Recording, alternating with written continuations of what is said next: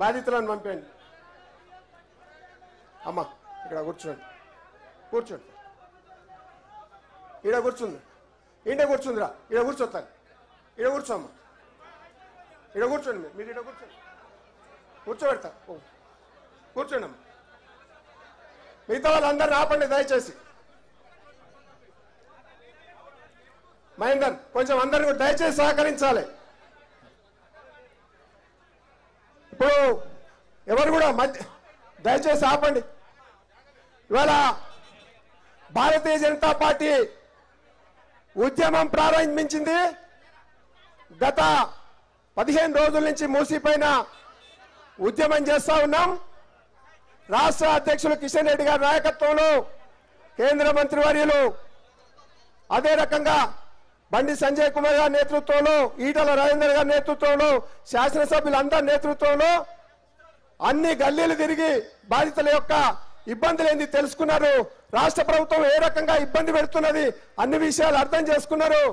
ఇవాళ రాష్ట్ర ప్రభుత్వానికి హెచ్చరిక చేయడం కోసం ఈ మహాధర్నా కార్యక్రమాన్ని మనం చేపట్టినాం.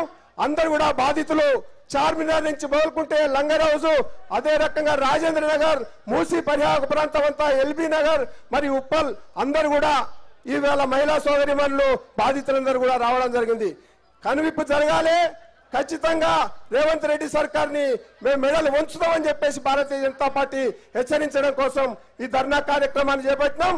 ఈ ధర్నాని మనము 11 గంటలకు ప్రారంభించుకున్నాం. కాబట్టి ఈ ధర్నాని మనము రాష్ట్ర అధ్యక్షులు గౌరవనీయులు కేంద్ర మంత్రివర్యులు కిషన్ రెడ్డి గారిని ఈ ధర్నాని ఉద్దేశించి మాట్లాడవలసిందిగా విజ్ఞప్తి చేస్తా ఉన్నాను. రాష్ట్ర అధ్యక్షులు గౌరవనీయులు కిషన్ రెడ్డి గారు.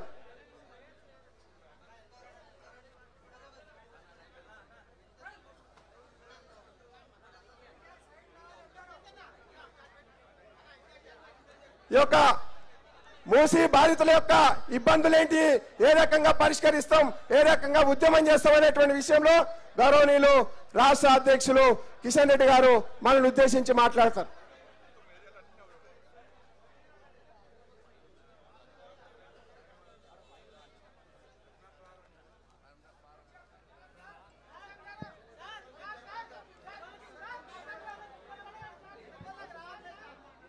మొత్తం అటు సైడ్ పెట్టారు.